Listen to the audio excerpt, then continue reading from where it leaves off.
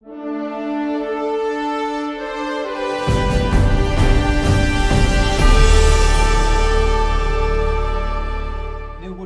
report came out tucked away, I believe, on a significant day, I think on an election day.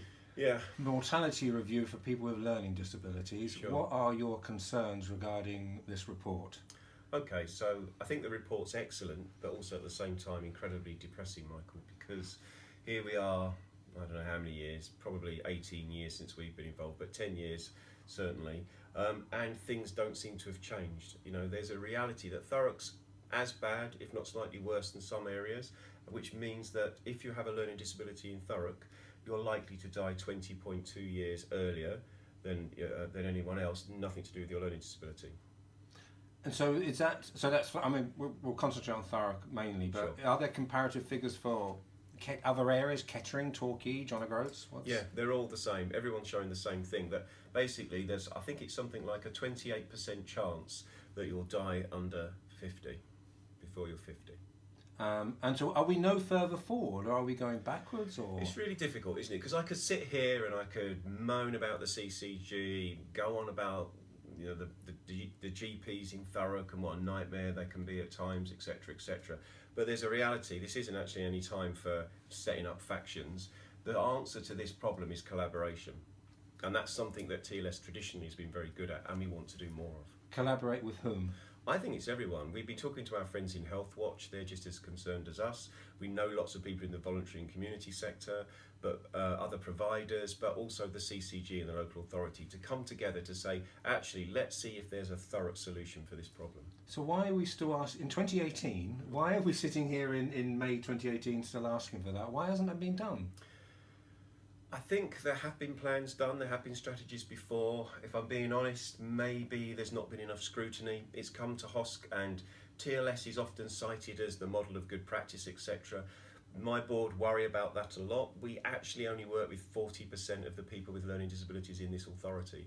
So at the moment, people are quoting this annual health check as being the answer, or a good thing, which it is. So everybody's entitled to an annual health check. And our stats were traditionally very, very, very low.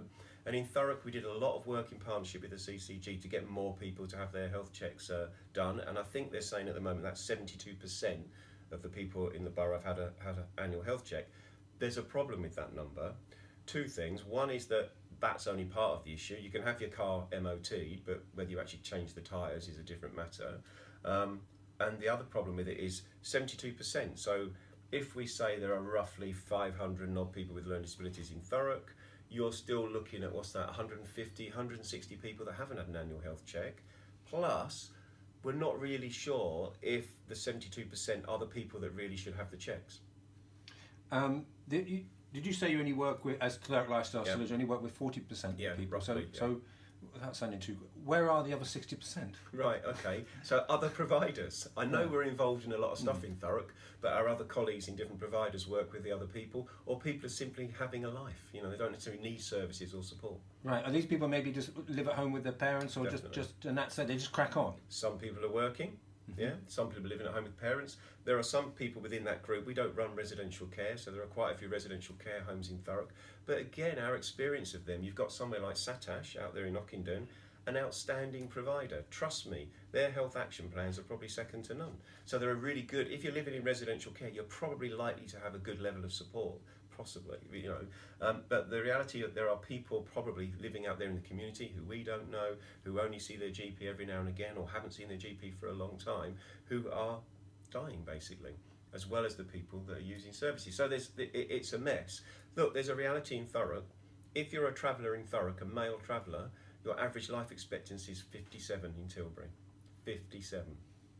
When you get to a very vulnerable group in this community, it somehow it focuses in on them, and they're the first to start dying off when things are going wrong.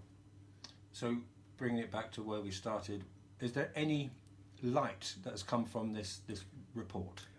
Of course. The good thing about this report is they're looking at the deaths of people and they're coming up with some themes. So there are 9 recommendations in that report. My board and I had a good look at it yesterday when we have our board meeting, and we've come up with some potential ideas and solutions that can help in partnership with the CCG and others to help try and sort this problem out. I mean, there is one really basic problem that confuses us as a layperson, and it's about information governance. So it simply is true that the medical records that are held at GPs cannot be shared, or the records held in social care cannot be shared with the GPs. I sort of get that, but I sort of just want a list of names to say, these are the most vulnerable people that Thurrock Council know in the community. Can this list be shared with the CCG? It has been shared in the past. I'm sure they're going to do it in the future, but that will make a massive difference to see if they're the right people. The that have had their health checks, because the government moved the goalposts. What the government did was, and it was only in so much as it's a good thing, they're saying that under 14 and above, so all the young people in our schools locally now have an annual health check as well. So when it says 72%, what percentage of them are the 14 to 18s? You know, what we are concerned about is the 18 plus, and we actually need, as my chair, Anne White, will tell everybody that listens, she wants numbers. How many, not percentage, people over 18 have had an annual health check? And the closer that number is to 500, the happier we'll be. Neil Woodridge.